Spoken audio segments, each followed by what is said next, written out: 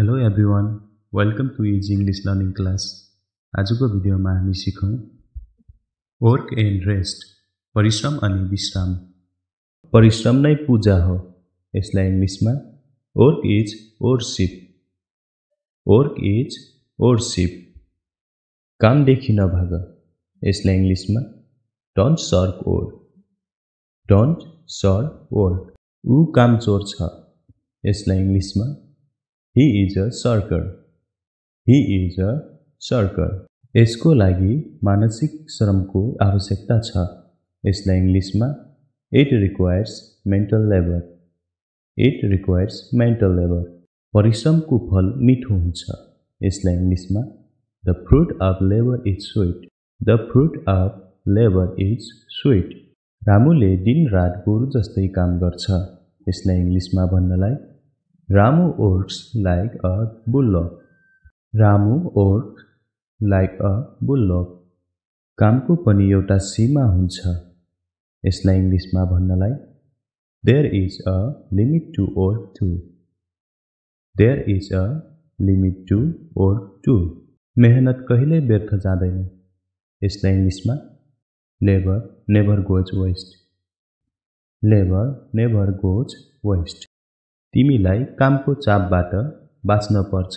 यसलाई इंग्लिशमा You should avoid overwork.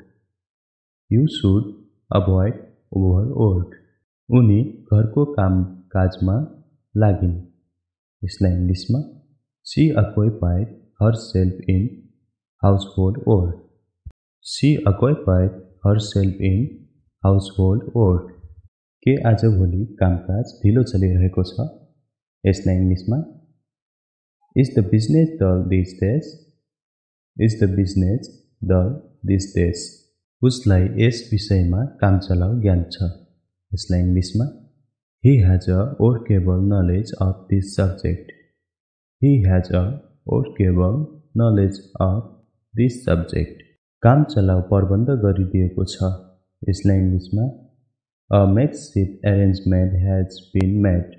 A makeshift arrangement has been made. यो काम त धेरै अप्ठ्यारो छ। यसलाई इंग्लिशमा This task is very difficult. This task is very difficult. मैले घरको काम सिध्याइदिएको छु। यसलाई इंग्लिशमा I have disposed of homework. I have disposed of homework. ऊबाट काम लिन सजिलो छैन। यसलाई इंग्लिशमा It is not an easy task to work from him. It is not an easy task to work from him. ऊ कारखानामा काम गर्छ। यसलाई इंग्लिशमा He works in a factory. He works in a factory. तिम्रो त्यहाँ के काम छ? यसलाई इंग्लिशमा भन्नलाई What work do you have there? What work do you have there? Rakesh कामको खोजीमा आएको छ। यसलाई इंग्लिशमा Rakesh has come here in a search of job. Rakesh has come here in search of a job. के नरेश काममा लागेको छ? यसलाई इंग्लिशमा Has Naresh been employed? Has Naresh been employed? तिमी किन कसैको काम बिगार्छौ? यसलाई इंग्लिशमा Why do you put a spoke in one's wheel?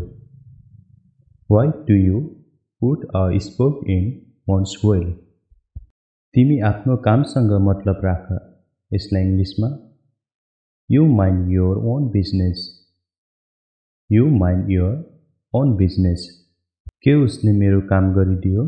यसलाई इंग्लिशमा Has he done my work? Has he done my work? ऊ काममा अल्छी छ। यसलाई इंग्लिशमा भन्नलाई He is dull in work. He is dull in work. उनीहरू मेहनत मजदुरीले आफ्नो पेट पाल्छन्। यसलाई इंग्लिशमा They feed themselves by toil and labor. They feed themselves by toil and labor. अन्तमा उसले मेहनतको फल उसले पायो। यसलाई इंग्लिशमा At last he got the reward of his labor. At last he got the reward of his labor. अब तिमीले आराम गर। यसलाई इंग्लिशमा Now you take a rest.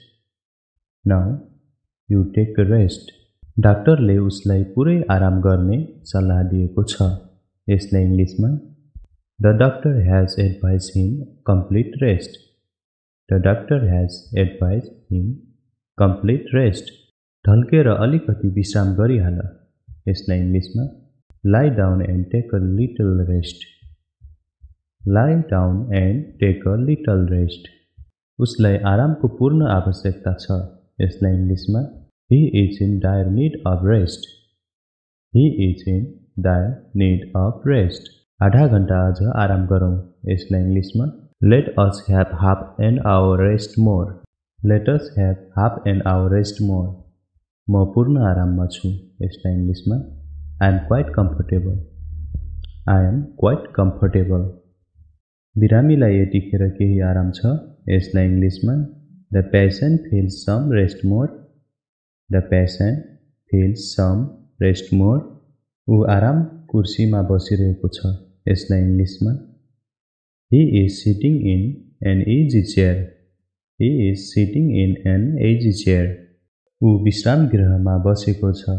यसलाई इङ्ग्लिसमा भन्नलाई He is staying in the rest house. He is staying in the rest house. कस्तो Aramco जीवन छ। यसलाई इङ्ग्लिसमा भन्नलाई What a comfortable life. What a comfortable life. उसको आत्माले शान्ति पाओस्। यसलाई इङ्ग्लिसमा May his soul rest in peace. एकछिन विश्राम गरिलिउँ। यसलाई इङ्ग्लिसमा Let me enjoy a moment rest.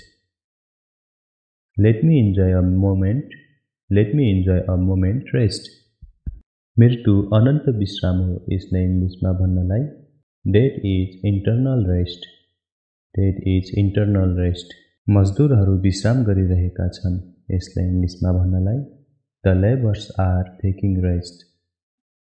The laborers are taking rest. नेहरूजीले आराम आराम हो को नारा दिनुभयो। यसलाई इङ्ग्लिसमा Nehru ji gave the slogan rest is waste. Nehru ji gave the slogan rest is waste. विश्रामको सम्बन्ध परिश्रमसित छ। यसलाई इङ्ग्लिसमा Rest is connected with the labor. Rest is connected with the labor. ऊ तन मन लगाएर काम गर्छ। यसलाई इङ्ग्लिसमा He works wholeheartedly. He works wholeheartedly.